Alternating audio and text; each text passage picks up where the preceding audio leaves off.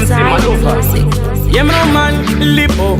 don't do worry, she change just stable. Kipe love yaka kwana Dega puta pa digi ndachariwa Moswe andino taza panyika ndashaiwa Amadiko na ndiri freeze angaiwa Anditesha muno dantite ndino zibuka Njivana sub-zero, vane icing Wandizo sub-zero, vando raiza Vari pasi kunge putu vano saiza Vada kundizo sakurutu mshero yaiva Vandaka enda Cape Town mandidaiza Timan akatichi uya unoriza Shandaka kona kufa simkavaratiza Dika ipo ndi mwe wangu varaila Daga tusiyana nefoni inotima Bagaya kuda kundiburuza chichimama Monya emwe ya paiperi ndi chichima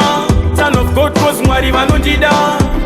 Pamumire panopina Change, pandimire panopina Ofaya event Jesus akatozvarirwa umenja Kuti Satcom wondipika ndakayet Don't you worry family and friends Never more God you only live once Amumbo pafunge panda ijama chance Nayo aita ovachavaruka malangs Vada kutora simba unge Samson Machimuchero nasinda uyane Samsung Varikuzviita vakapenga na Peter Pan Vachishanyaita vakukuda kuLondon Ndakazoenda ZFM kwa Timan Ndikadzoka neimwe energy yekiwa Dzoka yenyu backgate ratokiwa Muchazotsvaga strife kana masiwa Ndakatosiyana nefoni inodzima Vagaya kuda kundiburusa chichimama Monya emwe ya paiperi ndichichima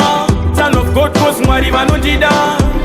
Pamumire panopina Change, pandimire panopira Mofaya event Jesus akatozvarirwa umenja Kuti Satcom wondipika ndakayedza padiki ndachariwa Moswe andinotadza panyika ndashaiwa Avadikona ndiri freeze angaiwa Andite zvamunoda ndite ndinozimbuka Ndivana sub-zero, vane icing Vondidzo sub-zero, vandoraiza Vari pasi kunge bhutsu vanosaiza Vada kundidzosa kurutu mshero yaiva Vandakaenda Cape Town mandidaidza Timan akati chiuya unoridza Zvandakagona kubva simkavaratidza Ndikaipo ndi mumwe waundovaraira Ndakatosiyana nefoni inodzima Vagaya kuda kundiburusa chichimama Monya emwe ya paiperi ndichichima